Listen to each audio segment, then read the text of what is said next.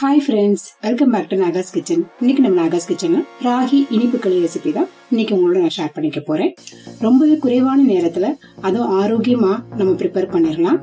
ஒரே ரெசிபில iron, calcium, protein கிடைச்சா சும்மாவா? ஓகே ஃப்ரெண்ட்ஸ், இந்த ரெசிபி எப்படி ப்ரிப்பேர் பண்றது அப்படின்றத இப்போ நம்ம பார்க்கலாம்.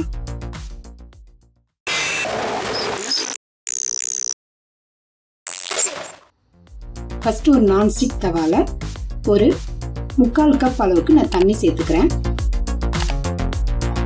இன்னைக்கு நான் ராகி களி ப்ரிப்பேர் பண்றதுக்கு 100 கிராம் அளவுக்கு ராகி ஃப்ளார் எடுத்திருக்கேன். அந்த 100 கிராம் ராகி மாவுக்கு 100 கிராம் கருப்பட்டி எடுத்து காய்ச்சி நல்லா ஃபில்டர் பண்ணி இந்த பவுல்ல வச்சிருக்கேன். அதை இப்போ இந்த பேன்ல இருக்க தண்ணியோட நம்ம சேர்த்துக்கலாம். இந்த 100 கிராம் ராகி ஃப்ளாரை கொஞ்சமா தண்ணி ஊற்றி நல்லா மிக்ஸ் பண்ணி எடுத்துக்கலாம். கட்டி இல்லாம எடுத்துக்கோங்க. ராகி மாவு நீங்க மிக்ஸ் பண்ணும் போது கொஞ்சம் தண்ணி கரெக்டான அளவு ஊற்றி மிக்ஸ் பண்ணிக்கோங்க. இல்லை களி ரொம்ப நேரம் கிளற மாதிரி வந்துடும். இதோட கொஞ்சமா நான் இப்போ உப்பு கலந்துருக்கேன்.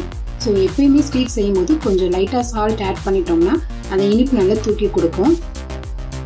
இப்போ இந்த கருப்பட்டி பாகு நல்லா கொதி வந்துருச்சு. இதோட நம்ம கரைச்சி வச்ச ராகி மாவை கொஞ்சம் கொஞ்சமா ஆட் பண்ணி கட்டி இல்லாம கரைச்சிக்கலாம். நீங்க சேர்க்கும் போதே கரெக்டான அளவுல தண்ணிலாம் வச்சு கலந்து விட்டோம்னா சீக்கிரமா ராகி களி ப்ரிப்பேர் ஆயிரும். இல்லைன்னா ரொம்ப நேரம் கிண்டுற மாதிரி ஆயிடும் அதிக தண்ணி சேர்த்தோம்னா.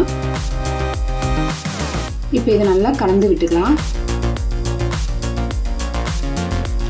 நம்ம சேனல்ல ஏற்கனவே நிறைய மில்லட் ரெசிபிஸ் நான் போட்டிருக்கேன்.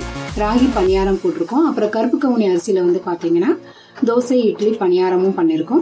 அந்த மில்லட் ரெசிபிஸோட லிங்க் கீழே நான் டிஸ்கிரிப்ஷன் பாக்ஸ்ல கொடுத்துட்றேன். செக் பண்ணி பாருங்க.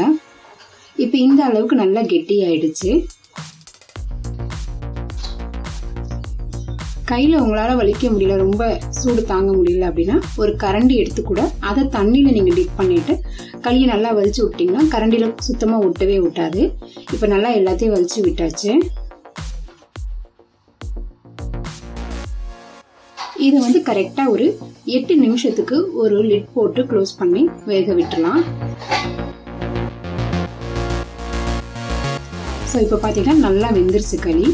களி வெந்துருச்சா அப்படின்னு செக் பண்றதுக்கு தண்ணியில கையை நல்லா டிப் பண்ணிட்டு களி நீங்க தொட்டு பார்த்தீங்கன்னா உங்க கையில அந்த களி ஒட்டாம வரணும். ஸோ அந்த ஸ்டேஜ் தான் களி வெந்துருச்சுன்றது மீனிங்.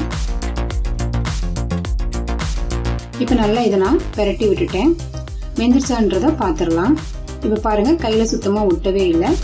இதை அப்படியே இறக்கி வச்சு நம்ம ஆறவும் பரிமாறிடலாம்.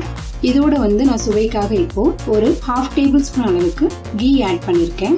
இதோட வறுத்த வேர்க்கடலை தோல் எல்லாத்தையும் ரிமூவ் பண்ணிட்டு அதோட நான் சேர்த்திருக்கேன். வறுத்த வேர்க்கடலை அண்ட் கொஞ்சம் தேங்காய் சில்லும் பொடி பொடியா கட் பண்ணி அதை கீல ரோஸ்ட் பண்ணிட்டு அதோட நான் ஆட் பண்ணிருக்கேன். ஸோ நம்ம இந்த களி சாப்பிடும் போது இந்த வேர்க்கடலையும் தேங்காயும் நம்ம ஆட் பண்ணி சாப்பிட்டோம்னா ஸோ அந்த களி சாப்பிடும்போது கொஞ்சம் அங்கங்க கடிச்சு சாப்பிட்றதுனால நல்லா இருக்கும் உங்களுக்கு சாப்பிட்றதுக்கு. ஸோ அவ்வளோதான் ஃப்ரெண்ட்ஸ், ஈஸியான மெத்தட்ல கொஞ்சம் நேரத்திலேயே ஹெல்த்தியா ப்ரிப்பேர் பண்ணியாச்சு. ஓகே ஃப்ரெண்ட்ஸ், இன்னைக்கு நம்ம சேனல்ல உங்களோட ஷேர் பண்ணிக்கிட்டு இந்த வீடியோ உங்களுக்கு பிடிச்சிருக்கும்னு நான் நினைக்கிறேன். இந்த வீடியோ உங்களுக்கு பிடிச்சிருந்தா நம்ம சேனலுக்கு ஒரு லைக் போடுங்க. உங்க ஃப்ரெண்ட்ஸோட ஷேர் பண்ணிக்கோங்க. மறந்துடாம நம்ம சேனலை சப்ஸ்கிரைப் பண்ணிக்கோங்க. தேங்க்யூ.